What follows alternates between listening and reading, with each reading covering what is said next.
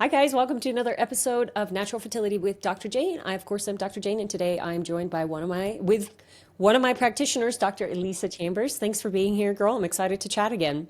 Yeah, thanks for having me. What are we going to talk about? What do the people of the internet need to hear today? Yes, so the vagus nerve and the gut brain, how it's all connected. I think it's been kind of a recurring theme or a recurring trend over the last few years. And I think it would just be beneficial to kind of understand how that works in your body and how it can be related to your fertility journey. Yeah, the vagus nerve is huge, and I think that's something that I just didn't really think it was that important. So until now, I'm like, oh, the vagus nerve is really not functioning properly, and the person needs a lot of nervous system regulation, and then of course it's all connected to the nervous system and the gut and hormones and all of it. So tell us, like, what do we need to know? Let's do the basics. Like, what do we need to know about the vagus nerve? Yeah, Why do we need to know so about it? first, the vagus nerve, it's the 10th cranial nerve and the longest cranial nerve. It's huge. Like you said, other than just knowing about it, it is huge. It starts at your brainstem and it extends all the way down to your colon, innervating almost every single one of your vital organs. So it's really important in our body's processes and our autonomic system. So when we say autonomic, that's like auto. So what is your body doing that you don't really have to think about? It's like your heartbeat and your breathing, your Digestion. hormone regulation, your digestion. Yes, all of that stuff that you don't have to think about doing that your body just already does. So the vagus nerve is really important in regulating that.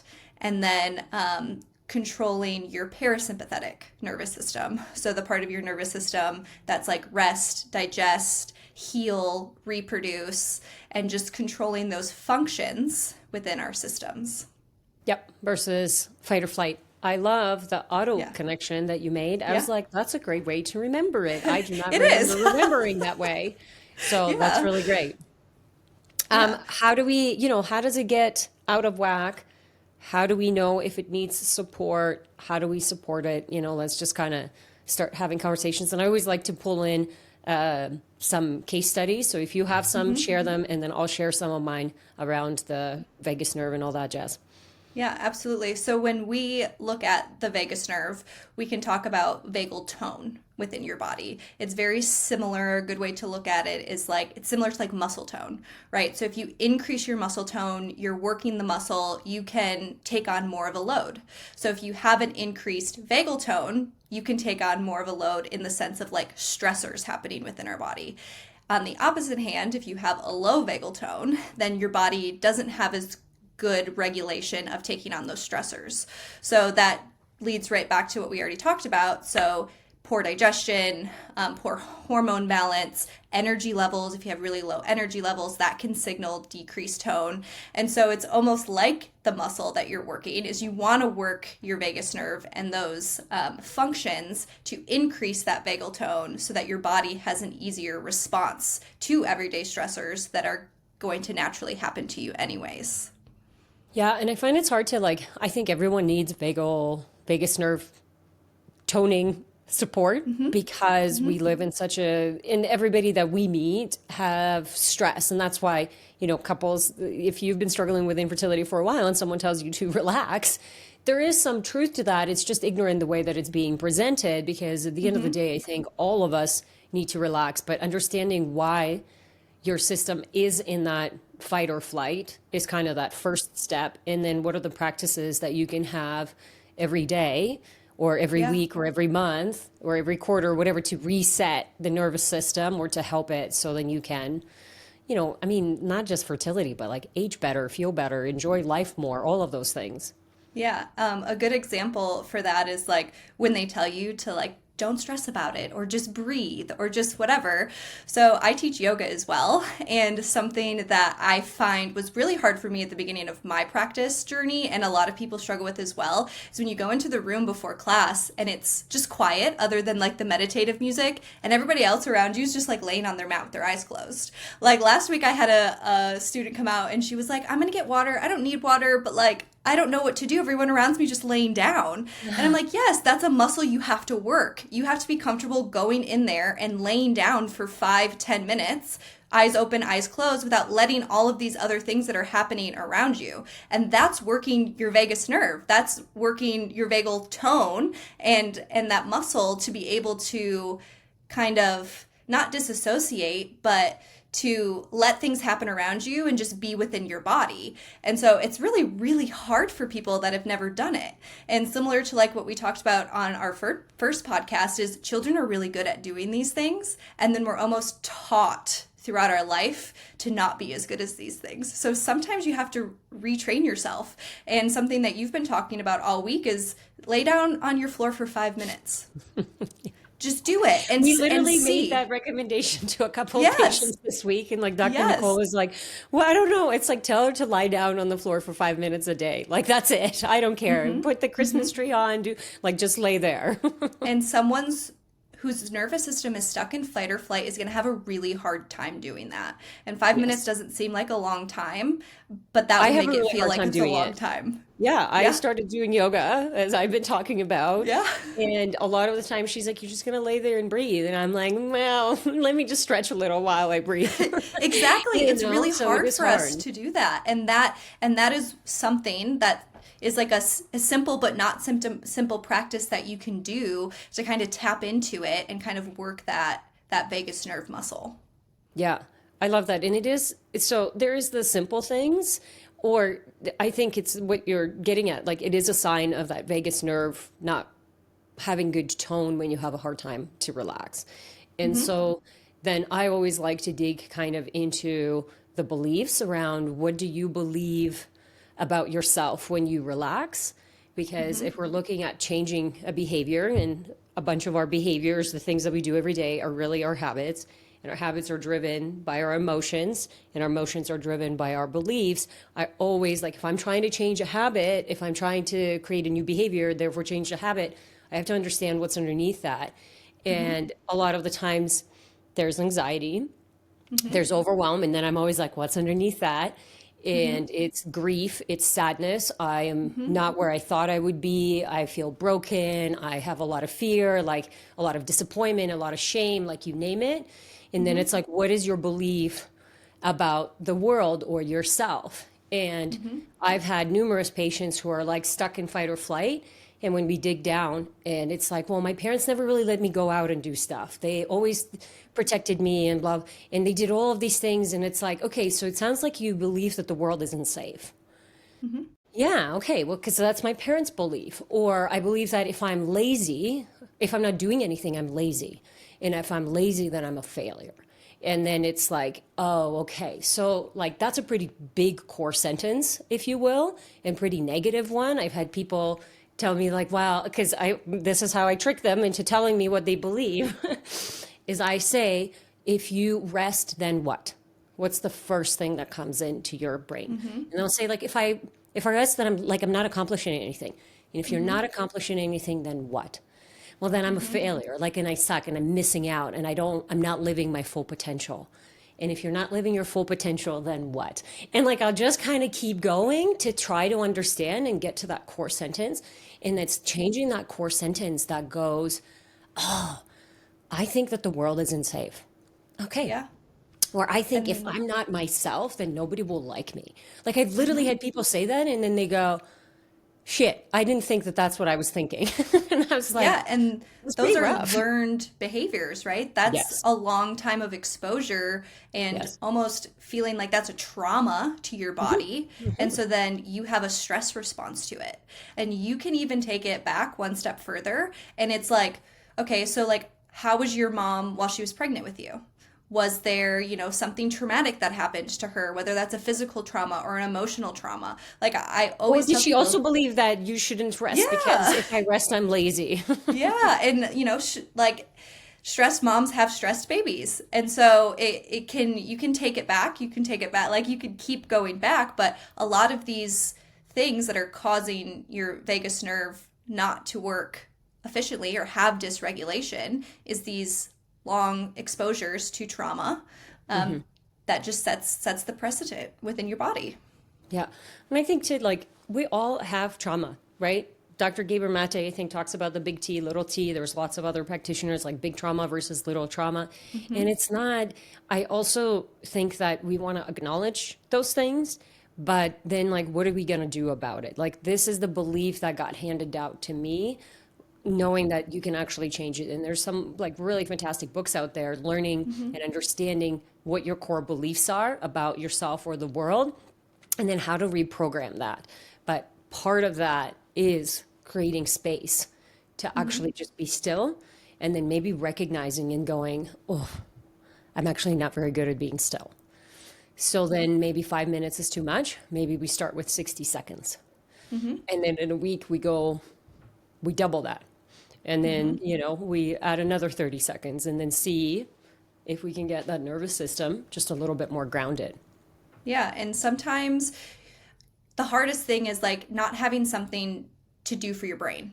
So like our brains want to be doing something. So that's why meditation a lot of times is really hard for people when they first get started. So if it is starting with just 60 seconds, even if that's hard for you, adding in something like the diaphragmatic breathing where you have to think, okay, inhale and then exhale. And so you're giving your body a job. You're giving your brain a job, but then it also is grounding and it's allowing you to hold space for yourself. Something as simple as morning sunlight. So even if you're just like sitting there, not on your phone, not listening to anything else, and you take 60 seconds and then work your way up to the 5 minutes of being in the sun in the morning, that can work your vagal tone just as much as just laying on the ground can. So there's a lot of different ways that you can stimulate it. It's more so of making it a routine and making it a practice, just like you would be going to the gym and working your quads, right? If you want to grow your quads, you got to work your quads. If you want to grow your vagal tone, increase your vagal tone, you have to work your vagus nerve. We need a lot one-liners. Grow your if you want to grow your vagal tone, you need to grow your vagal tone, and here's how you're going to do it. I love it. Yeah, I mean, why would somebody want to grow their vagal tone? Like, why is that a thing that you should do? Yeah, so that will like goes back to those autonomic things that our body is doing. It's just going to help you regulate those easier. So you'll notice better digestion. You'll notice increase in your energy levels. You'll notice better hormone regulation. You'll notice better stress response to things. So maybe something that may have annoyed you about, let's say your partner 6 months ago, you They have an can be easier. annoying, you know?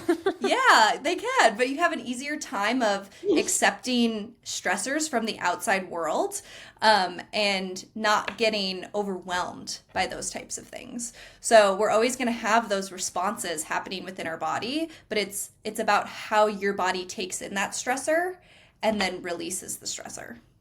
Yeah, and in the fertility space, like reproduction, you can totally get pregnant in the sympathetic Hmm. zone, if you will, but chances are, if you're struggling with fertility, that's where your parents were.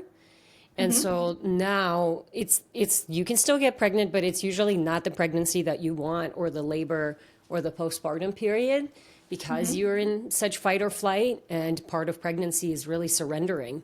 And I think part of the fertility journey is actually preparing you for that surrender that has to happen through each kind of phase, and not just trimester, but like with every week, your body Hmm. challenges you to surrender more and more to the baby.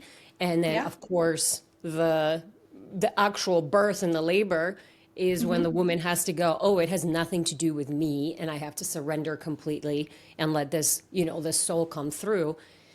You can't surrender when you're gripping on.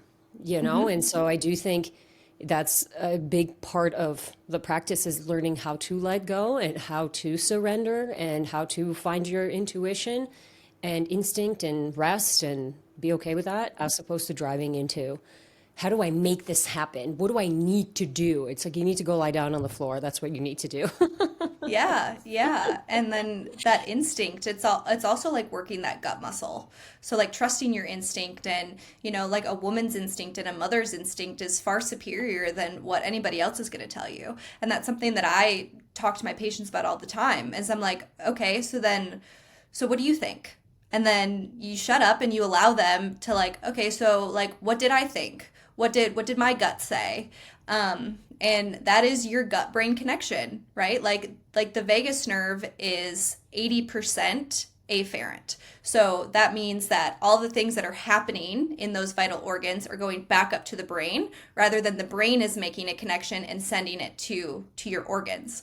So you get 20% of that brain back, that efferent effect, but that's a huge percent of like your organs and your gut and all of those things are going to be signaling things to your brain. And that's what we mean by like listen to your gut. Like your gut is telling your brain things There's science 80% behind of the it. time. Yes, there's science. There's actually science. It's funny because one of my clients that I met with yesterday, they're in this phase where we're starting to try to conceive and they're like kind of on their third month and it hasn't. And usually after 3 months, I'm like, we need to look. And this was the conversation of like, here's what I think is happening. But before I do that, I'm always like, tell me, what do you think? Like, what do you think is still missing? Why do you think this isn't working? You know? And she was actually able to answer me. And she's like, I think there's some progesterone that's, and she just kind of gave me her, you know, like her thoughts. And I'm like, this is incredible progress because before when I asked you, you're like, I have no idea. And when I sit down and the first question that I'll ask, you know, when we have our strategy sessions and we meet with our, you know, future patients, if you will, is, hey, why do you think you've been struggling for so long? And the answer to that question tells me a lot about where they are in their journey from like for the woman. She's like, I have no idea. In like genuinely, I have no idea. Then I'm still trying to pry in there because I'm like, yeah, but don't you like, what do you think? And this is like a woman or a couple that has given the power to someone else entirely. And I'm like, and how, you know, how broken is that we sit there in front of doctors who are like, we know better than your body. And so your hormones are all messed up. Let us do this for you because your body doesn't know how to do it. It's like, what a terrible message, you know, to send to your patients that are genuinely, you know, trying to figure out why they can't conceive. And you're like, oh, it's because you're broken. Let me just, like, that's Yeah. essentially what they're saying, you know? Yeah, absolutely. But not necessarily broken, but there's just things that need to be addressed, things that can work and function better. I mean, our bodies were made to do this stuff. Like, our bodies are far more intelligent than our minds can even fathom, or even Comprehend. science hasn't Oh, even yeah. caught up yet, right? I know. It has And not caught so, up. yeah, so it's really important to create that relationship with your own body because there are those things that your body will tell you. You just have to be open enough to hear it. Yep, for sure. And that's hard. Tell me what from like as a chiro, what are some tips and tricks you have for stimulating vagus nerve besides like, you know, laying still, because we're going to kind of go through it because there's so many things that we can do. Yeah. So the laying still, coming down, becoming aware of your nervous system. As a chiro, what are some things that you have done for your patients and do Yeah, yourself probably? so yeah, so something that I did for every single one of my patients is heart rate variability. So I had a test that you clip it on your finger. It's an ECG test. It measures your heart rate over 3 minutes, and then it gives us like a very small window into where's your nervous system landing. Are you stuck in that sympathetic? Because if you're just sitting there, right, and we're just staring at each other, and it's over 3 minutes, like you shouldn't be up in your sympathetics. Your bodies shouldn't be It depends on the pretending like person. They would find some people would find that very stressful. I that's could just true. That's sit also there. very true. I She's never thought about it staring at that me. way. Yeah. Try to make it as calm as possible, right? But like if you're not running from a bear, you shouldn't be stuck in your sympathetic. So not everybody has access to that. So my Aura ring tells me about my heart rate variability, right? So it's measuring that and showing changes based on like my menstrual cycle or, my workouts or, things that are causing other stressors to my body. But if you don't have a device, like a good way to kind of like start thinking about where your vagal tone could be is looking at like the symptom clusters. So like we discussed before, a good increased vagal tone is like dealing with stress response, having a good digestion, good hormone balance, Sleeping, are you sleeping well at night? And if it's the opposite, right, you're not digesting things well, you're waking up in the middle of the night, you're not able to fall asleep, you feel like you're just testy and things are really like bothering you, that could signal to us that decreased vagal tone. And so the biggest thing that we talk to people about all the time is those lifestyle changes. So what are things that you are doing that could cause inflammation happening within your body or that are causing more stress to you? So does your job cause more stress? Does your partner cause more stress? Is family causing more stress? Not necessarily taking everything away, but learning what those stressors are and allowing your body to work through it and to help you regulate it. And so that's probably the biggest thing, but that's not going to just change overnight, right? So those things that you can do, like laying down for 5 minutes, adding in that diaphragmatic breathing, taking it one step further. Once you get good at that diaphragmatic breathing, working on creating throat vibration during the diaphragmatic breathing. So on your exhales, it almost is like you're constricting within the back of your throat, and it will begin to sound audible, but it's creating that vibration in your throat. If that doesn't feel comfortable, gargling, humming, that can all be good things that can stimulate that good vagus tone. The sunlight, so sunlight in the morning, getting that 5 to 10 minutes just to like work your circadian rhythm with the sun is important. Exercise, so regular 2 to 3 times a week. Whatever exercise feels good to you, right? That's different for everybody. Obviously, we like to mix things in. I really love yoga, but I also weight train because I know that there's, different benefits to those different types of things. Sure. And then the vagus nerve starts out of the brainstem and has those innervations into the ear and into the neck. So ear massages. So if you just massage your own ears. Ear massages feel so good. Get your Yes, partner they to do. it. It's like it melts you. Like you see why cats and like dogs, they love ear massages. I don't know if they They have do. the same anatomy. Obviously, I'm not a vet, but like you Yeah. get a good ear massage going, and the cat is like, oh, Uh-huh. Uh-huh. But that's like to the point of like babies and animals, they're just working on instinct, right? So they already know that that stuff's good because they haven't learned to think otherwise. So we can kind of look to them to be like, okay, like that could be important.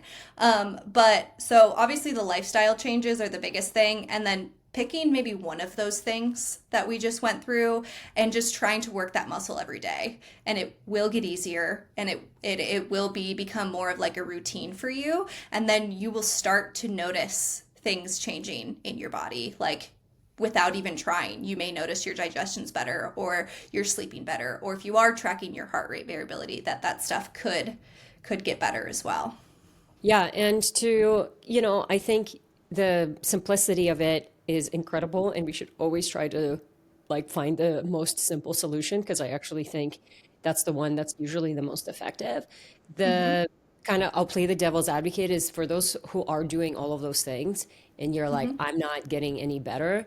What I will say, and what we've seen in practice, especially in the Mm-hmm. last kind of 3 years, I would say, is the cases are a lot more complex and there's a lot more issues going on at hand, if you will. And so, like, working on digestion might mean slowing down and sitting down and eating, but it can Mm-hmm. also mean doing a parasite cleanse or if you have ureaplasma or like BV, or you have another chronic, like mold, chronic Mm-hmm. inflammation, chronic infection, getting those things out of the body will start to help you regulate as well, because all bugs Mm-hmm. have energy, and the energy of, a parasite versus a bacterial infection versus mold is different, but it is still a quote negative energy. It makes you feel like you're not yourself when we have those outbursts of emotions. Usually it's like, I Yeah, shouldn't have done that. That's not me. And it's like, you're right. It's not you.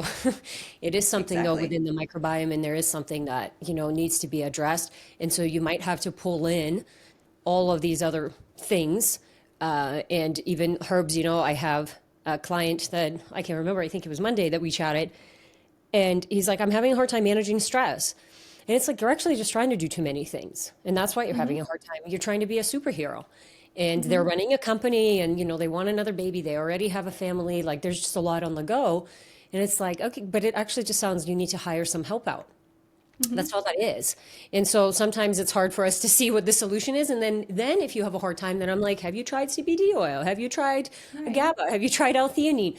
And again, this is where we use the testing because not Mm-hmm. everybody's going to benefit from everything, but certain people will do really well on, this nutrient. And whether that's Mm-hmm. ashwagandha or rhodiola or GABA, it will help introduce that, like, oh, this is what it's like to feel relaxed. So then you can, get the most out of your practice.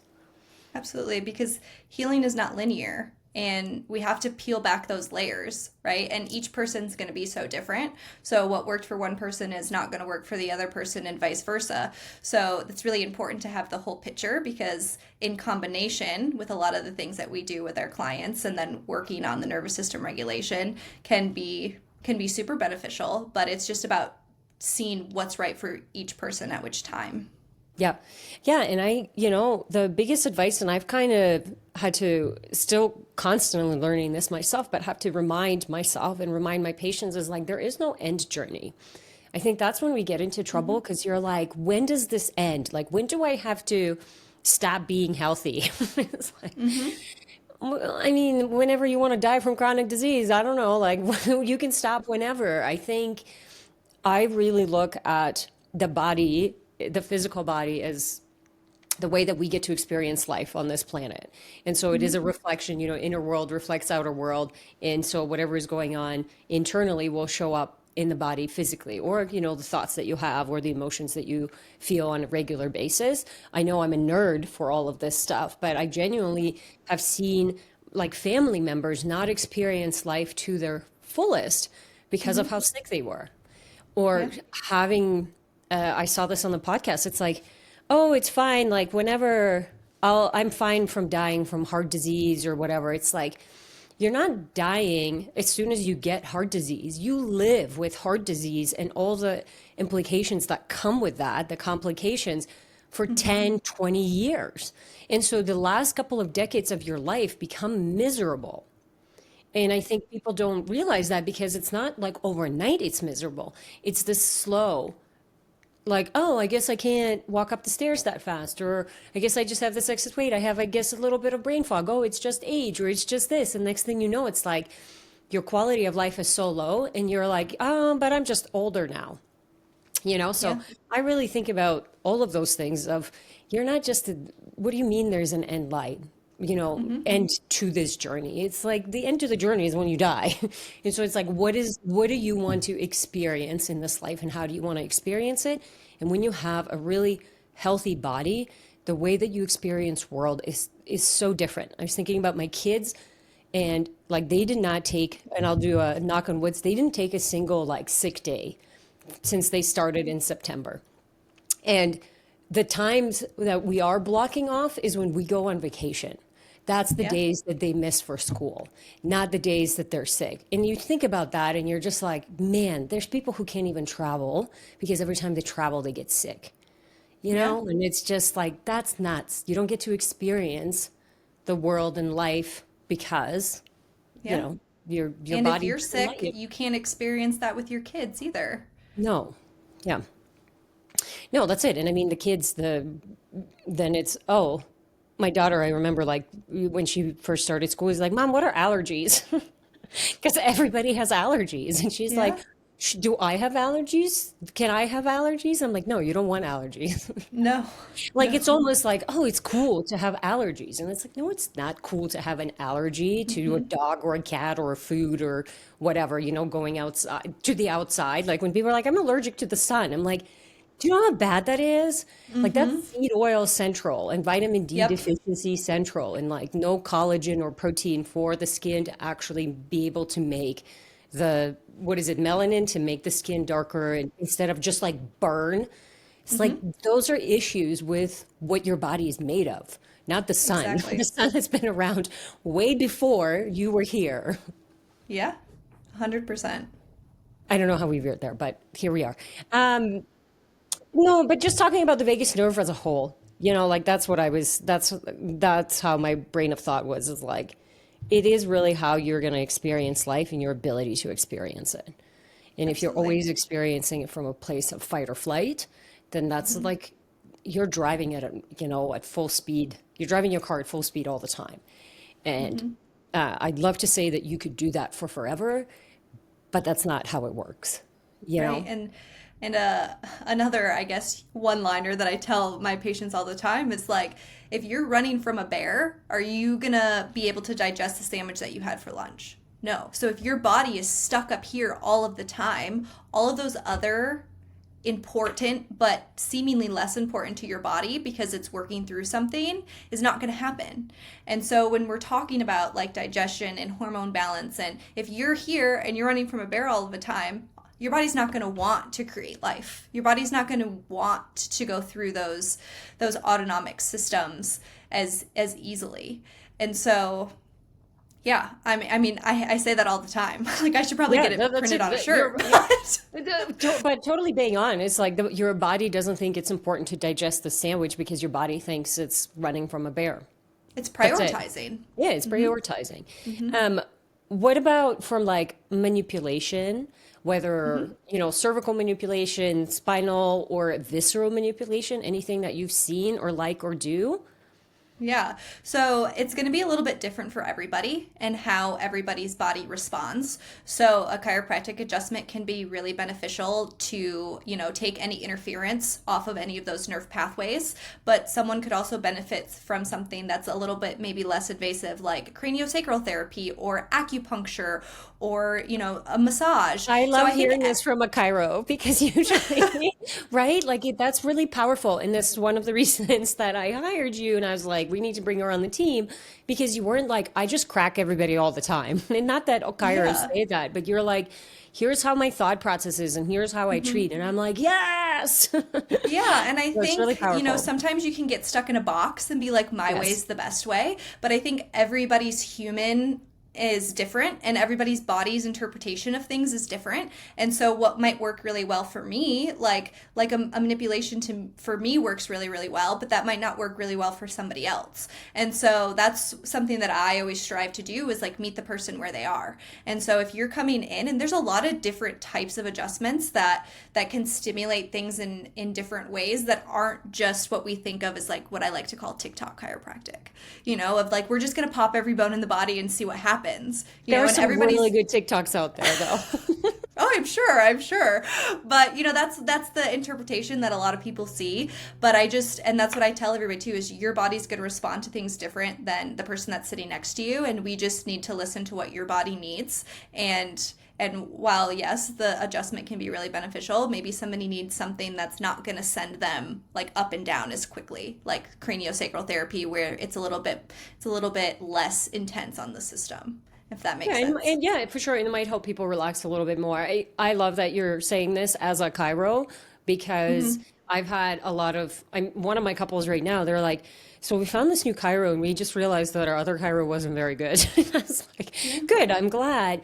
Yeah. And I think, I don't want to, because I used to be that practitioner that didn't test and that guessed. And I think there's stepping stones to us as practitioners in development, and I'm always like challenging myself to learn more and to listen to the body and to respond. But what you have to do if you want to be a really in tune practitioner is actually like do a lot of work on yourself, and then you have to be humble enough to admit when you're wrong. And I think that is very, very difficult for people to do and for practitioners to do because there's a lot of status, there's a lot of ego, there's a lot of that stuff that's associated with it. And so to be able to go, maybe my approach that I've used for the last 10 years isn't working. Like, do you know how humbling that is? It's like, Yeah. oh, it Yeah. hasn't been working, but we Yeah. we do see that all the time. Yeah, and that's why the one size fits all approach doesn't always work because everything needs to be personalized to your body, right? And why we run the tests that we run to see what bugs or things that you have in your body because we can guess and we can give you a protocol, but it's not going to work for everybody. And some people it'll work great for. Yep, that's it. Thank you, Dr. Lisa. This was really great. I learned a lot, and we had some Yeah. good one-liners, so hopefully they can get all cut up and posted on socials. Go. Yes. No, but thank you so much. I'm looking forward to connecting with you again. It's always cool to like learn from one another, and this is just like the only time that we get to actually just like sit down, the two of us, and chat through some Yeah. things. So I always appreciate that. Yeah, it's great. Thank you.